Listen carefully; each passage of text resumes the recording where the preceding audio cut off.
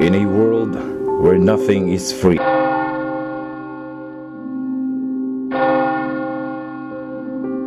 kasabay ng pagtaas ng presyo ng mga bilihin ay ang pagbaba ng halaga ng buhay ng tao. Yan ang dahilan, ang pera, kung bakit nawawala na ang pagmamahal natin sa Diyos. in the business of life and death, someone often makes a killing, while others suffer in despair.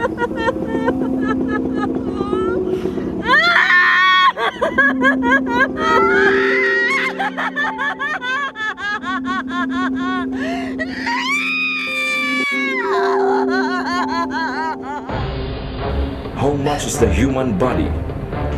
What profits his soul? Gusto mo ba magbenta ng atay? Ano pong atay? Ang atay sa katawan mo, gusto mong ibenta? 30,000. Alam mo, Dok, kung lahat sana ng nagsisimba at na nakikinig sa aking sermon ay tatama ang kagaya mo, mababawasan napakaraming problema dito sa ating bayan. Jay Manalo, Richard Kwan, Nandito ka? Tumakas po ako. Tumakas? Saan ka tumakas? Hindi ko alam, hindi ko kilala. Jigs Recto, Odette Khan, Bidin! Sumabot ko! Bidin!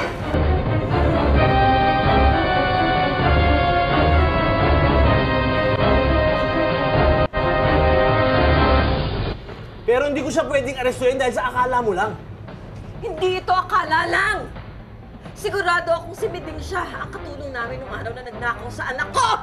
Michael Rivero, Mahirap patunayan yun. Wala kang ebidensya, Sonia. Mahirap basta kumilos dahil sa akala lang. Sige. Magsayang kayo ng oras ninyo sa pag-iimbestiga laban sa kanila. Pero sigurado ako, si Miding yun. and Snooki Serna.